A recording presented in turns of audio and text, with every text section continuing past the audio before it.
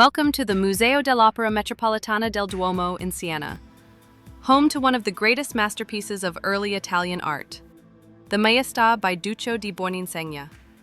Commissioned in 1308 for the high altar of Siena Cathedral, the Maestà marked a monumental moment in art history, a turning point between the rigid Byzantine style and the dawn of the Italian Renaissance.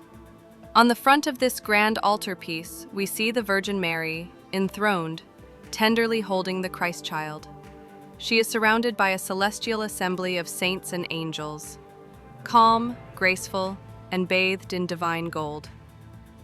Duccio captures not just holy serenity, but the warmth of maternal love, elevating the Virgin as both queen and mother. But the Maestà is not just a painting, it's a narrative. Turn to the reverse side and you're transported into the life of Christ. Over 40 individual scenes tell stories from the Annunciation to the Resurrection. Scenes rich in human expression, spiritual symbolism, and groundbreaking spatial awareness.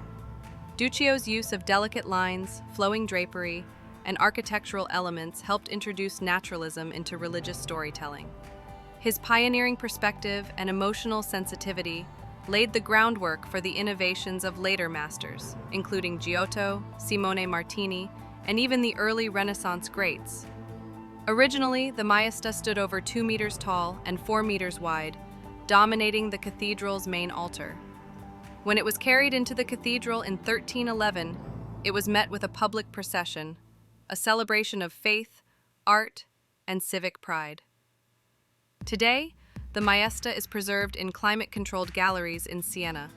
Although separated into individual panels, its power remains intact. A vision of devotion, beauty, and artistic revolution. Thanks for watching. If you enjoyed this journey into one of the defining works of Gothic and Sienese art, don't forget to like, share, and subscribe for more explorations of the world's greatest masterpieces.